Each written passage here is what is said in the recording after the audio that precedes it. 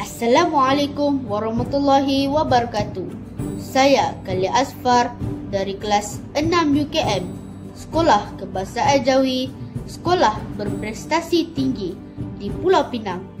Hari ini saya akan berkongsi cerita buku yang bertajuk Peperangan Badar, Bantuan Allah untuk Umat Islam oleh Dr. Muhammad Rozaimi Ramli.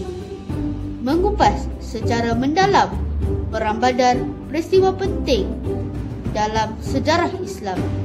Penulis menyajikan konteks-konteks sejarah yang menyeluruh, menjelaskan akar konflik antara Muslimin Madinah dan Quraisy Mekah.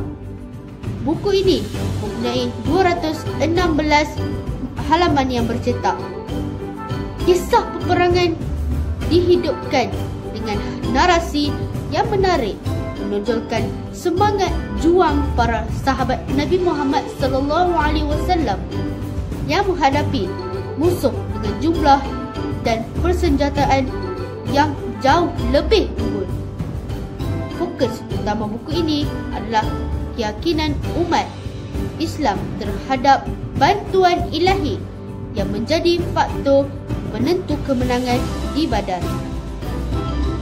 Penulis menyertakan riwayat-riwayat mengenai pertolongan Allah, mengejak pembaca merenungkan kekuatan iman sebagai landasan kejayaan. Keistimewaan buku ini terletak pada pendekatan ilmiah penulis yang menggunakan sumber-sumber Islam yang sahih dan menyertakan takhrij hadis. Ini menjadikannya kajian sejarah yang bertanggungjawab. Selain itu, buku ini merangkum hikmah dan pengajaran dari Perang Badar, menekankan nilai keimanan, keteguhan, perpaduan dan tawakal.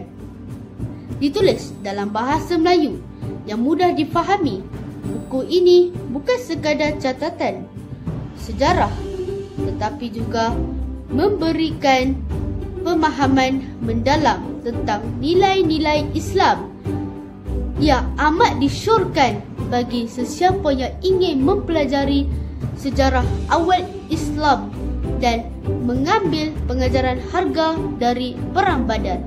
Sekian daripada saya. Wabillahi taufiq wal hidayah. Wassalamualaikum warahmatullahi wabarakatuh.